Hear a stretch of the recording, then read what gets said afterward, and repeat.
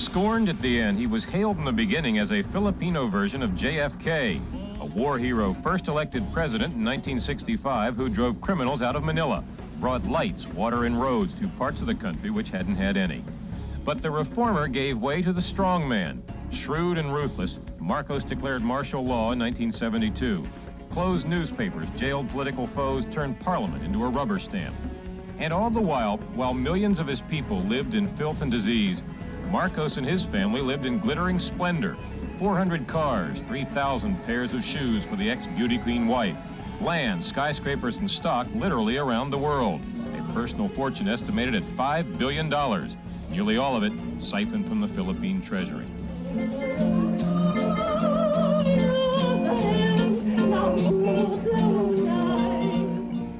U.S. presidents bankrolled Marcos because he was an ardent anti-communist who let the U.S. keep vital military bases in the Philippines. But when the economy he and his cronies had been plundering collapsed, and when Marcos' loyalists were widely believed to have gunned down opposition leader Benigno Aquino, Marcos' legitimacy was finished. Millions rallied behind Aquino's widow, Cory. Much of the military abandoned him. Let's clear this up. How much money do the Marcoses have? This I know now. We don't have money. We have never been as deprived as in our lives as now. We heard there were 10 to 15 Swiss bank accounts. I wish it was true. No money in Swiss bank accounts. I have accounts. no money right now. But in Swiss bank accounts, frozen or unfrozen? Not that I know of. Not that I know of. Let me show you what we were given by the head of the commission investigating your wealth.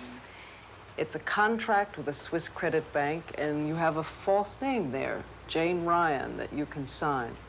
This is what they've been looking at. It looks like this has been a forgery. This is a forgery? Yes, But whatever Mrs. Marcos says, investigators for the Philippine government say this document, and dozens of others taken from the palace vault, prove that the Marcoses had more than 15 accounts in 6 different Swiss banks, with total assets of more than $1 billion. Though the money is frozen now, and Mrs. Marcos complains bitterly that she and her husband are reduced to paupers. It's a long way from the days Imelda Marcos was a power to be reckoned with in the Philippines. She held the titles Governor of Metropolitan Manila and Minister of Human Settlements. She controlled a lot of government jobs and government money. As for her money and her taste, by now almost everybody's heard about the opulent bedroom, decorated in the style of Marie Antoinette. Not to mention the row after row of expensive dresses and the famous shoes. Nearly 3,000 pairs of them. I have no weakness for shoes. I wear very simple shoes, which are palm shoes. It is not one of my weaknesses. That's what she told us the first time we saw her.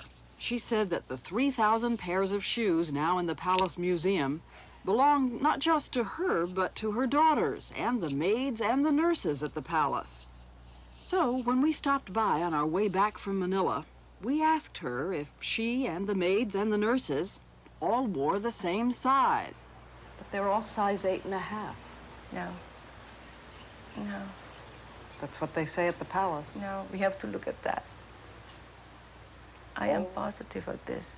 I am sure there has been a lot of tampering, just like what they did with our documents. There was a lot of tampering on our papers.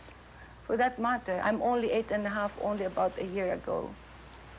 I used to be 7, size 7. So if it is all 8.5, that's a little questionable.